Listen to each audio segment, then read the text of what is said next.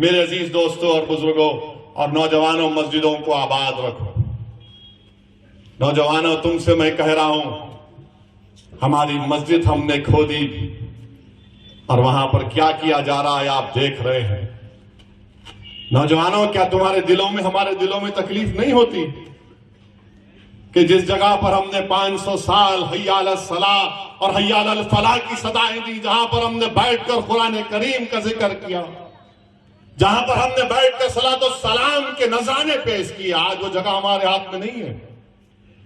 नौजवानों, क्या तुमको नहीं दिख रहा कि अभी ऐसे 3-4 मसाजिद हैं जिसमें दिल्ली की सुनेरी वाली मस्जिद भी है। मेरे अजीज दोस्तों, याद रखो नौजवानों, ये जो ताकतें हैं ना, तुम्हारे दिल से जब इत्तेहाद को निकालना चाहते हैं, क्यों निकालना चाहते हैं? मिली गीरत को खत्म कर दिया जाए, मिली हमियत को खत्म कर दिया जाए। बरसों की मेहनतों के बाद आज हमारा एक मुकाम हमने पैदा किया, तो ये आपको इन चीजों पर गौर करना, अपनी मिली हमियत को, मिली अपनी ताकत को बरकरार रखिए। नौजवानों, मस्जिदों को आबाद रखो। कहीं ऐसा ना हो कि मस्जिदें हमसे छीन ली जाए। मुझे उम्मीद है कि इंशाअल्लाह ताला आज का नौजवान जो कल का बूढ़ा होगा, वो अपनी नजरों को आगे रखकर अपने दिमाग पर जोर डालकर सोचेगा कि किस तरीके से मुझे अपने आप को, अपने खानदान को, अपने शहर को, अपने महल्ले को बचाना है। इत्तेहाद एक ताकत है, इत्तेहाद एक नेमत है। निफाक और इंतशार मौत है, याद रखो मेरी इस बात को। ओवैसी जी भड़काने की, बरगलाने की पूरी तरह से कोशिश कर रहे हैं, लेकिन देश का मुसलमान समझता है कि इस तरह से वोट बैंक की तरह, चारे की तरह ओवैसी जी ने हमेशा मुसलमानों की ओर देखा है।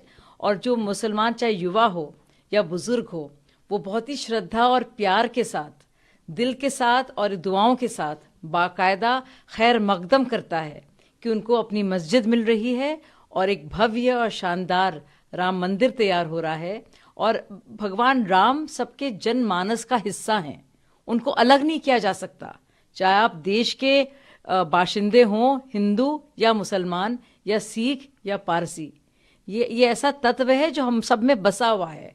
हम लोग इसी सरजमी से बड़े हुए हैं। हमने देखा है भगवान राम का नाम हर जगह, सबकी ज़बान पर, सबके मन पर और सबके दिल में। तो ओवैसी जी जो काम कर रहे हैं वो सिर्फ भड़काने का और वरगलाने का और विभाजन करने का काम कर रहे हैं। ये बिल्कुल गलत है।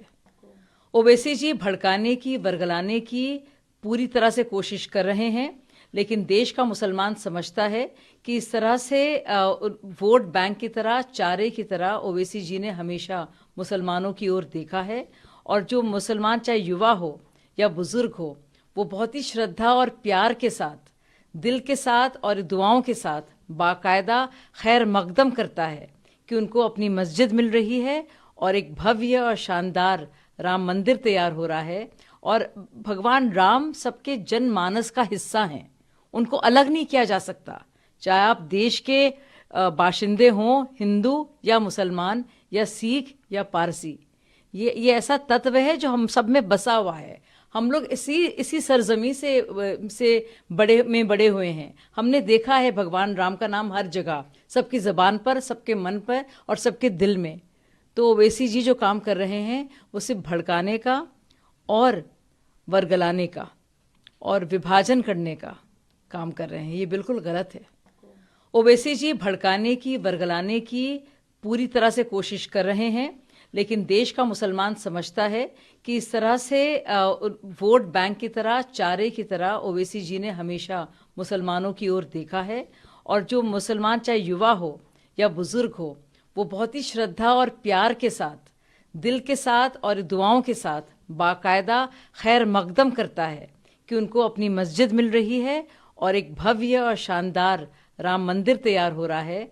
और भगवान राम सबके जनमानस का हिस्सा हैं, उनको अलग नहीं किया जा सकता, चाहे आप देश के बाशिंदे हों, हिंदू या मुसलमान या सिख या पारसी।